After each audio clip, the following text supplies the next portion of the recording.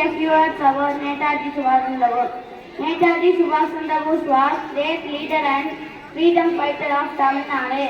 He is popularly known as Netaji. He was born on 23 January 1897 in Kalika, Odisha. His father's name is Janikant Bose and his mother's name is Prabhavati Devi.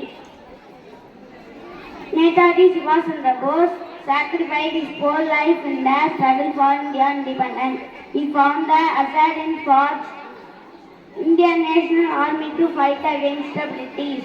It is believed that he died in a plane crash on 18th August 1945. But he will always be immortal in our hearts. At last, I would like to end my speech. A very popular slogan of Netaji. Give me blood and I will give you freedom. Thank you. The end. Happy morning everyone. My name is Yaspan. I am studying standard 8 section. I talk about Mahatma Gandhi. Mahatma Gandhi was greatest freedom fighter. He was born on 2nd October 1869 Porbandar, Gujarat. His full name is Mohandas Karamchand Gandhi and his father's name is Karamchand Gandhi and his mother's name is Uttabi Gandhi. Mahatma Gandhi is also called Baba and father of our nation. The greatest followers and mom values. The great leader of our country died on 13th January 1984 and inspiration for all of us. Thank you, Jai Hind.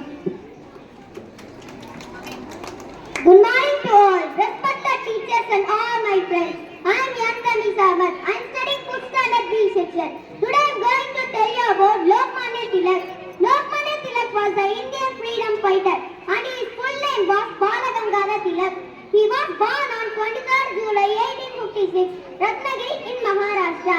His father's name was Gangadhar Tilak and his mother's name was Parvati Bai.